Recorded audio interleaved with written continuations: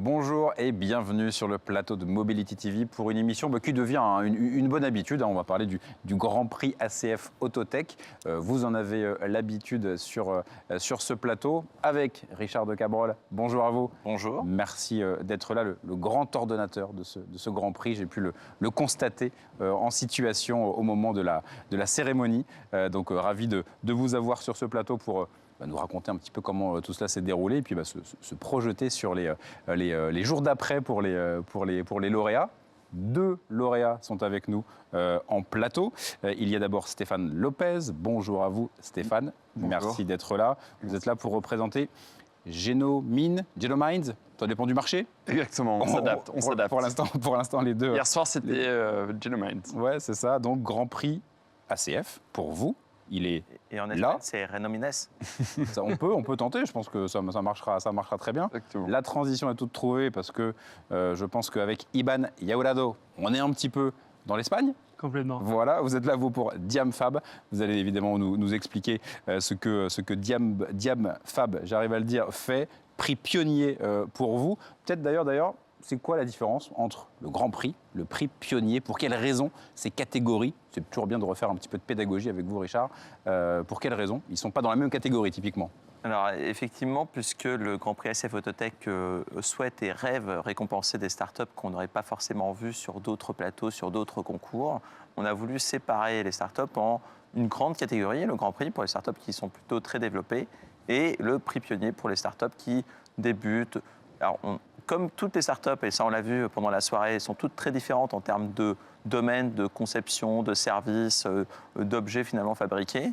On ne peut pas les comparer sur ce qu'elles font. Ouais. Donc, on a voulu simplement indiquer aux startups, au moment de l'inscription, dans cette catégorie, tu trouveras des startups qui sont plutôt en seed ou love money.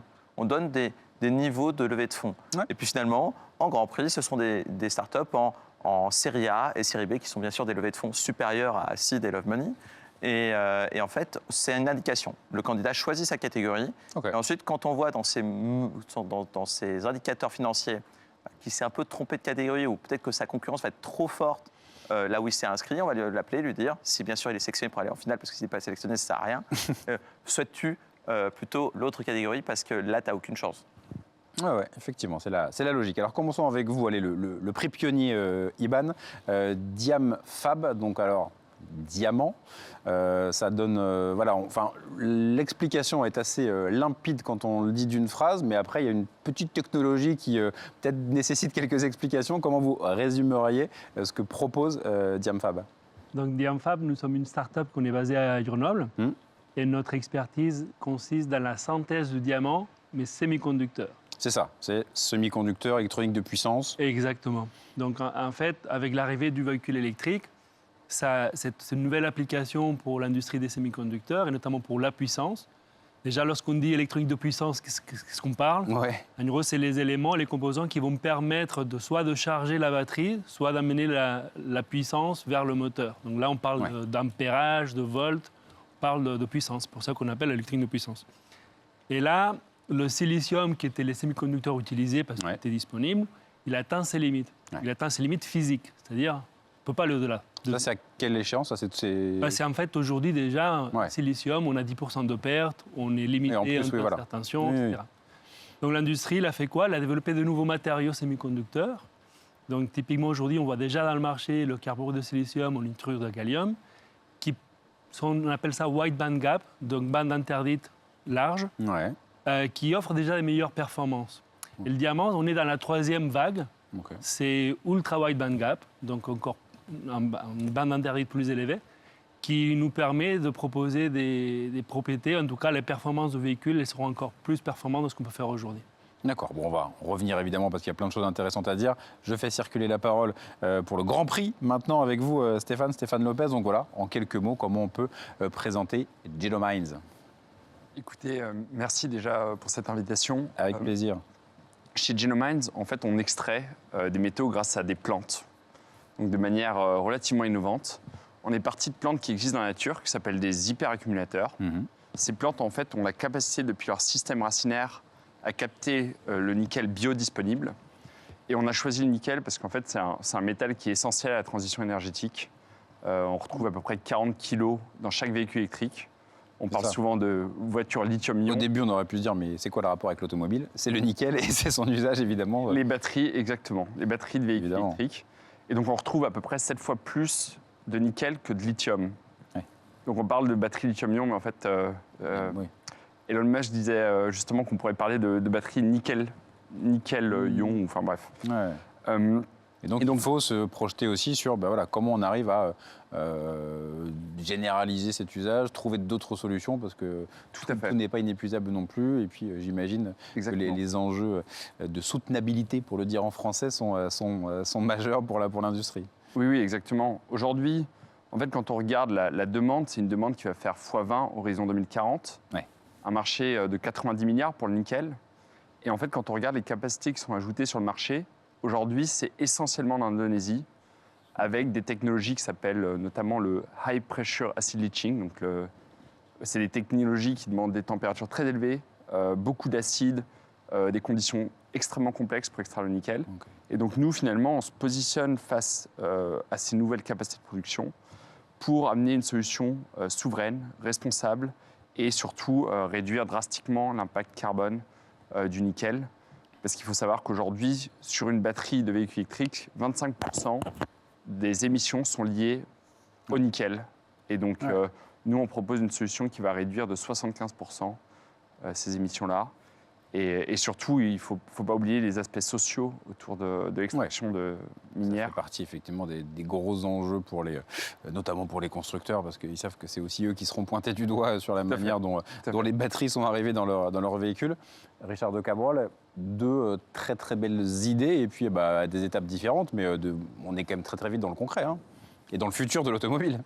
Alors, très très vite, il faudra voir combien de temps effectivement la solution particulièrement Diamfab mettra pour être vraiment... En tout cas, dans l'explication, c'est vite concret. Ouais, mais je dirais que finalement, ce qui différencie les constructeurs ou les corporates, les startups en termes d'innovation, c'est que les constructeurs, ils ont quand même parfois 125 000 employés à nourrir tout de suite. Donc, il faut tout de suite des produits qui soient implémentables dans la voiture tout de suite, fiables, qui n'aient pas de problème et qui soient vendables tout de suite. Donc, finalement, les constructeurs vont innover sur des choses relativement court terme, à échelle d'un constructeur, là où les startups, par exemple, par des financements externes, des levées de fonds, des subventions, peuvent partir dans la recherche, et je crois qu'on a 2 travaux de recherche quand même très, très impressionnants en face de nous, et peuvent du coup aller un peu plus profondément dans la recherche pour une implémentation dans le véhicule un peu plus tard. Et là, les startups peuvent aller plus vite que les constructeurs dans ces domaines de recherche plutôt longs, avec moins de pression de nourrir 125 000 salariés rapidement, même si vous avez quand même beaucoup de pression à nourrir 20, 30 ou 50 salariés. Ça, c'est très dur quand on ne vend pas de produits. Mais c'est là, effectivement, où c'est un avantage pour les corporates de s'associer à ces startups pour une implémentation parfois très longue dans l'auto. Et justement, sur cette logique-là, pour Diamfab, il y a eu énormément de R&D avec le CNRS notamment, hein, c'est ça, c'est forcément... Et là, du coup, en termes d'étapes, vous êtes... Alors, donc déjà, pour parler le CNRS, je pense que ça vaut le coup de le mentionner. Ouais. Nous, on est issu de l'Institut Néel, donc CNRS, et en fait, c'est 30 ans de recherche fondamentale qui est derrière nous, où ils ont... Pas que vous, donc. Ah non, moi je n'ai pas fait de la recherche. Mais mes associés, les cofondateurs, oui, ils sont issus de là. Et donc voilà, ça démarre de la recherche physique fondamentale, de comprendre les propriétés d'un matériau. Et à partir de là, d'apprendre à le fabriquer de mieux en mieux et à savoir en faire les technologies annexes, donc les bons contacts, les bons grilles d'oxyde, les bonnes technologies de process, etc., qui en permettent d'en faire quelque chose. Donc ça, c'est vachement important de le mettre en lumière. Et donc, ce qui concerne Diamfab, nous venons de finaliser notre levée de fonds d'amorçage. Pour bientôt être 125 000 salariés. Non, pour l'instant déjà 25. 25, donc presque la totalité concentrée dans la recherche industrielle. Ouais. Et donc, donc déjà bâtir une usine pilote pour transposer notre savoir-faire en laboratoire avec des standards industriels et faire les premiers démonstrateurs produits, on va dire préqualifiables, pour que justement, d'ici 3 ans, avec les constructeurs, on puisse commencer à avoir ce process qui commence, d'ailleurs ça peut se faire dès aujourd'hui, à s'imaginer comment ça peut être la voiture de demain en intégrant les composants diamants. Et on parle forcément de l'industrie automobile parce que c'est aussi le cadre du Grand Prix à l'Automobile Club de France. Et voilà, quand on parle de semi-conducteurs, il y a beaucoup de secteurs évidemment. Ou est-ce que c'est spécifique à l'automobile? Non, mais vous avez raison de mentionner aussi.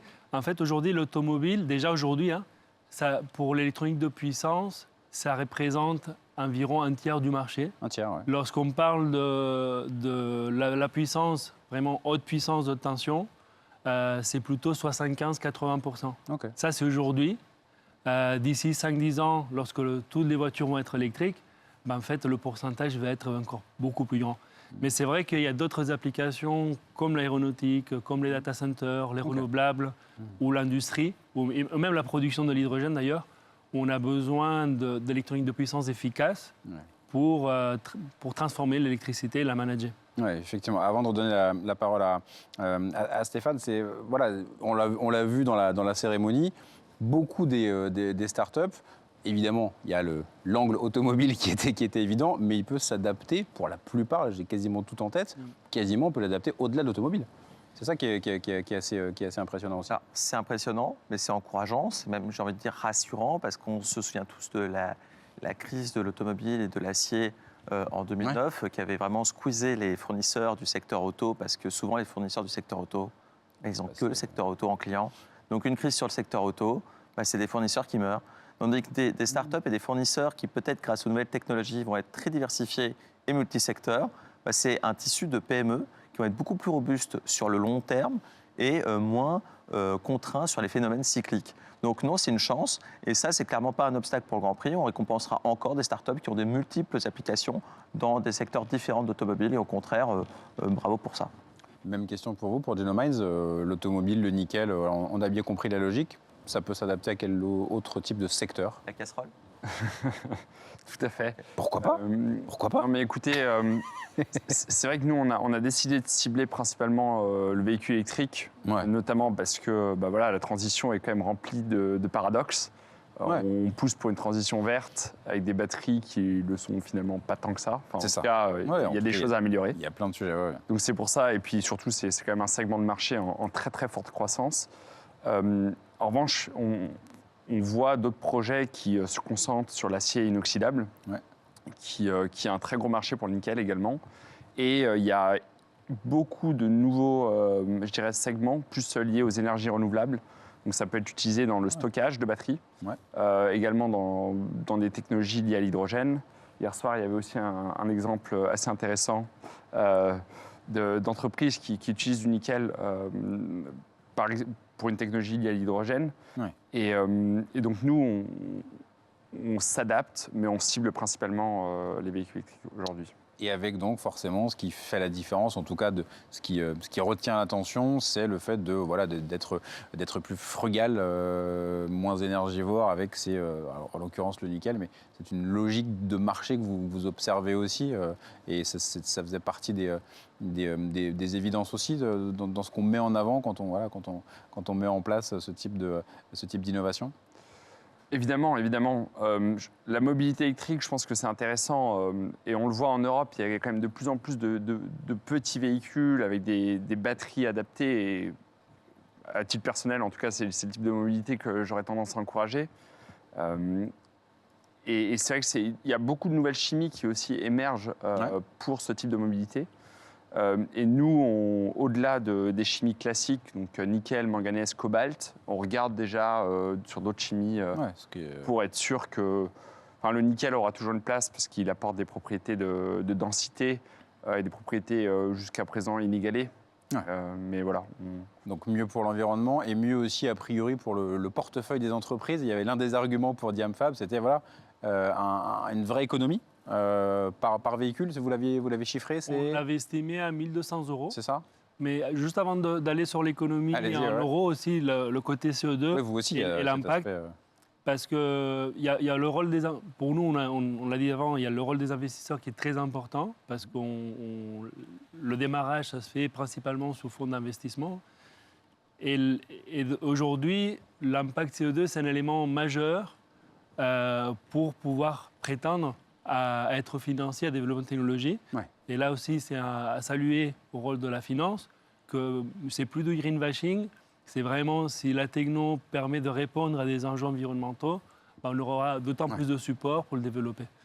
Et donc, pour revenir à l'économie, donc oui, on a estimé environ 1 200 € par rapport aux gains qu'on fait, non seulement sur les composants, mais sur tout ce qui est annexe, c'est-à-dire sur ce qu'on appelle les composants passifs, le système de refroidissement. Et en étant plus efficace, on a besoin de moins de batteries aussi. Okay. Donc, vous faites un calcul pour un constructeur qui vend plusieurs millions de voitures par an. L'impact CO2 et l'impact économique, forcément, quand ça va ensemble, ça donne envie aux constructeurs et équipementiers qui étaient à la cérémonie. Forcément, c'est des choses qui attirent leur attention en priorité. Alors là, je crois qu'on est quand même dans une période où, effectivement, économie et écologie sont les deux fers de lance, puisqu'on tente de rendre le véhicule électrique plus accessible. Et le véhicule électrique est là pour justement répondre à un besoin écologique avant tout et un besoin d'accès d'ailleurs aux ressources. C'est aussi un peu le fil conducteur d'à peu près toutes les entreprises, toutes les propositions, toutes les innovations. Oui. En ce moment, c'est quand même la grosse tendance du moment. Et les partenaires étaient effectivement plutôt très contents. Les retours que j'ai eus des membres du jury et les candidats, je crois, on peut citer ont pu échanger avec les membres du jury pendant le cocktail. Et donc, n'hésitez pas à les recontacter parce que ce serait quand même dommage de me passer au travers d'une suite. C'est le but du jeu, effectivement. Le mot de la fin, justement, sur QV 2024 de bonne qualité, je pense, selon ce que vous... À chaque fois que je parle à Gilles Le Borgne de Renault, de la QV de cette année, il fait encore mieux que l'année dernière. Je me suis dit, est-ce que c'est vraiment ça ou est-ce que c'est vraiment qu'à chaque fois, l'événement, on les met tellement en valeur, ou l'événement s'améliore qu'il y a un cap qui s'installe. Et ce qui est bien aussi, c'est que les anciens lauréats ou finalistes, vous les voyez grandir. On les voit grandir, on les voit se faire parfois racheter par des partenaires, iFlow par le Crédit Agricole par exemple, pour ne pas les citer. On les voit accroître leur chiffre d'affaires. Il y a des startups qui vivent très bien toutes seules, des IoT BZH, des Outsite. Il y a aussi Immersive Exos d'Arnaud Derainte qui a levé 35 millions d'euros avec notre partenaire Meridiam, qu'il a rencontré d'ailleurs au Grand Prix SAF 2022. Donc c'est super de les voir et c'est pour ça qu'on veut créer une communauté, ne pas perdre contact, même avec celle de 2018 qui était d'ailleurs là en nombre hier, puisqu'on n'avait pas moins de 4 sur 6 de 2018 qui étaient présentes hier. Et donc, on en est très fiers. Et parfait, c'est effectivement tout frais, ce Grand Prix ACF Autotech, avec donc les 2 lauréats, Grand Prix et Prix Pionnier. Merci à vous. Il est beau, ce trophée, et vous avez aussi le vôtre, voilà, évidemment. Oui, on ne se le partage pas, chacun le sien, quand même. Quand même. On fait ça bien, on peut le mettre au milieu. On fait ça bien. Oui, c'est ça, il y a une créativité, c'est très bien. Merci beaucoup à tous les 3 d'être venus sur ce plateau. Et on est toujours ravis de suivre ce qui se passe du côté du Grand Prix ACF Autotech. Et à bientôt sur Mobility TV. Merci. Merci beaucoup. Merci.